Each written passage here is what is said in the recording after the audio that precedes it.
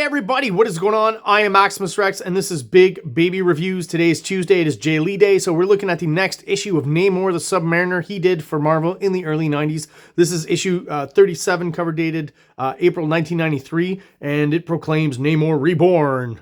If you remember the early 90s, a lot of moments where characters were reborn. So really what this is just a new look for Namor as opposed to what he's had before. Some things have stuck around, like his shell thong. And he's on the other side's kind of gotten, it's a bit of a letdown because the cover gives you so much of the reveal. There's a slight change at the end as opposed to the cover, so I'll save that for the end, but this basically gives you a pretty good idea of what Namor is going to look like. Gauntlets and stuff. I like the little detail down here, the little skull he's got going, some of the squiggly decorative elements that I guess are part of the gauntlet. Looks really cool. This is definitely JAE LEE at his most bizzliest as far as the textures and on the arm and the veins and stuff and the nipples. And, you could show me just a corner of this and I would think that was Simon Bisley, Not to criticize it though, I think it looks great.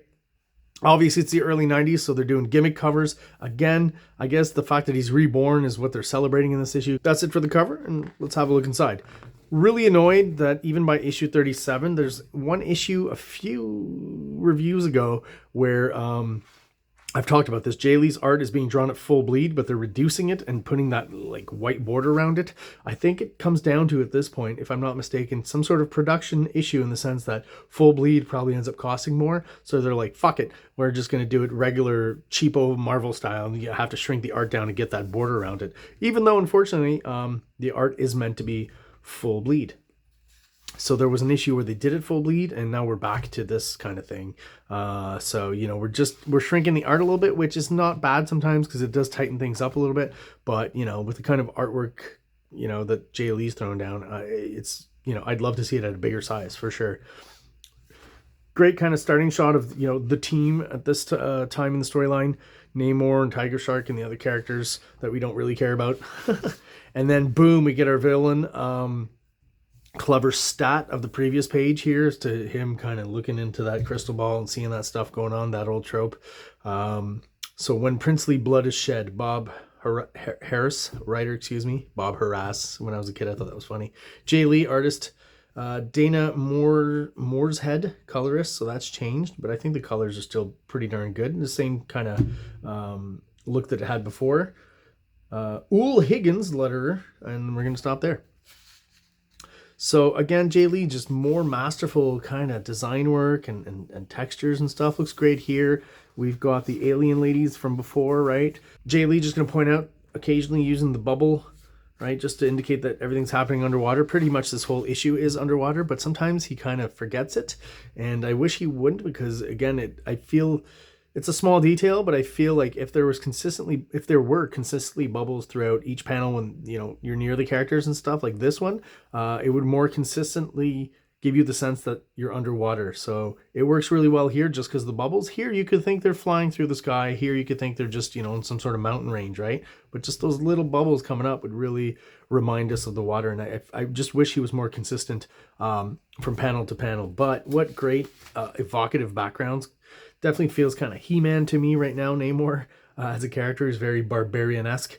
And these backgrounds also kind of have that, Conan kind of He-Man feel, which is a good thing for sure. There's Namor. I guess, yeah, Namor is pretty darn close to He-Man there, wearing the skimpy shell thong and the gauntlets and stuff. And I mean, I guess the costume change or the rebornness of it all isn't quite as different as I thought because he's got the long hair already. It's going to be untied, right? He's going to become the savage submariner again.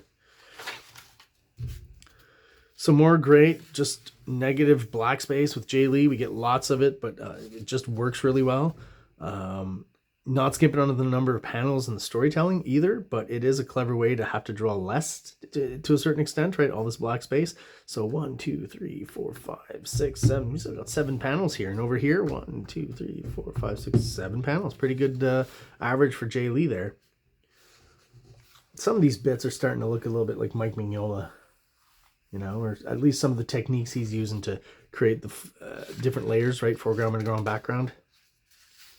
Some of this a little bit, right? Not quite as exaggerated as usual. and just kind of starker in its shadows, no textures. A bit of a Mignola vibe there. Mignola, excuse me. Now, there are shots sometimes where I feel he's kind of abusing the silhouette. This, almost one of them. It's not so bad. It kind of still works for me. It's got a very Sin City kind of vibe to it. And I do like the way it works on the you know, those evil demon minions coming their way. But yeah, there'll be others. I'll point one out later that I feel is really a cop-out. I mean, I don't want to criticize too much because the art I do think is really cool overall. But there are moments, like I said, where I think, you know, for deadline reasons, he's abusing the silhouette a little bit. And then sometimes he does something like this where, you know, he's doing so much with so very little. This was probably drawn fairly quickly, a lot of shadow, a lot of black, and then, you know, especially these kind of more nervous lines that you see are definitely him coming back with white medium after this is done. And that's probably done very quickly, right? You can tell from the lines are kind of broken and stuff. That's done with more kind of a movement in your hand rather than precision, right? And all this stuff here. So not abusing the silhouette here, right? Even here, I think it works really well with that same character, so that fits, right? And keeps it consistent between both shots. I mean, you got a splash here. Here you get a splash with some insert panels.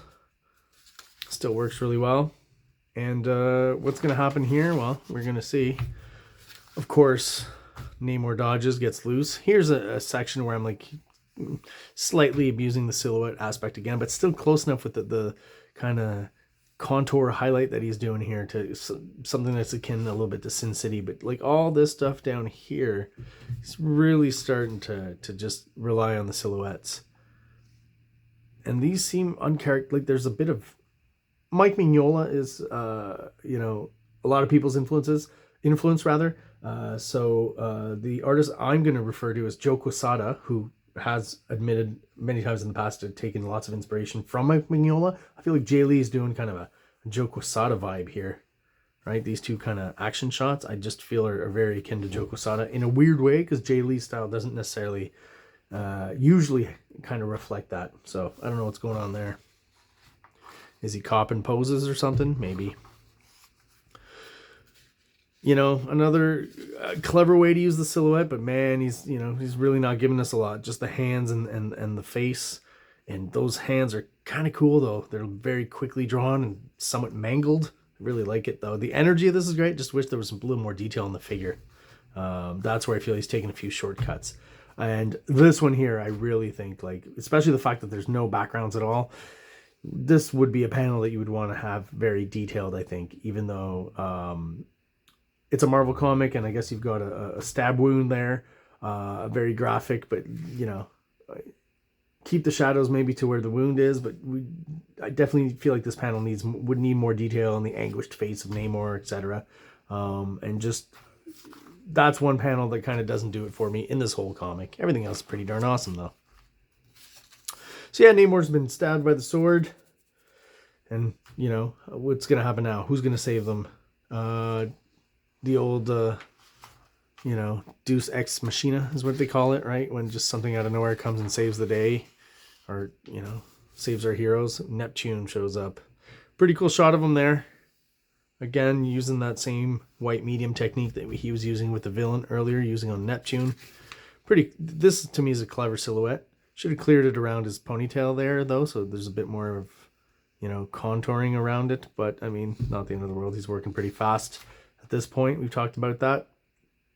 And kind of clever down here. If you look at these, always thought that was very odd that Namor has these little ankle wings.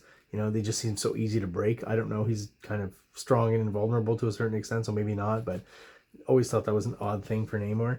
But just graphically, I like the way JAE LEE just took out almost feels like the whiteout pencil or pen and just kind of did that in, like, each of these took like 3 seconds or 4 seconds. And this is where the reborn part comes in, because, surprise, oops, one more. Namor basically becomes Jason Momoa Aquaman. Yeah, so that was pretty much my thought when I got to this page. I was like, this, you know, obviously there's a lot of similarities between Namor and Aquaman. already, but kind of a weird coincidence, even though it's back in the 90s, to turn the page and to basically see what's pretty close to Jason Momoa's look in the Aquaman and JLA movies, right? So I don't know if the designers figured, hey, there's a period of Aquaman, obviously, when he's got the beard and stuff, and I get that, but this to me almost is closer to Jason Momoa than that, right? Again, they're both kind of the same characters, right? So not surprised. And Namor, and both Namor and Aquaman are kind of cheesy to a certain extent in their basic designs for today's modern kind of sensibilities, even in the 90s. So it makes sense to want to tweak them. And I guess Jason Momoa is the thing, even though they weren't aware of him at this time. Got some another character profile for our villain here, but weirdly, I don't feel like this is JAE LEE drawing it. So who's the artist for that? I have no idea. There we go, guys. That is my review of Namor, number 37. If you have any comments, concerns, let me know in the comments below. Any answers to some of my questions that I asked, let me know as well. If you are still subscribed and watching the videos, thank you so much. I really appreciate you sticking around. If you're watching but you're not subscribed, please do so below. It only takes a quick second for you. It really helps us out. It helps the channel grow and helps get us out there to other people who are into comics just like we are. So everyone out there, have yourselves an awesome day. King Comics presents Big Baby, Volume 1, Issues 1 to 13, 204 pages of story and art. King Comics also presents Star Crasher one-shot, 32 pages, cosmic sci-fi surrealist adventure. You can find these fine comics at KINGCOMICS.CA, at MaximusRex13 on Instagram, or on Facebook, MaxRex or Big Baby. Like!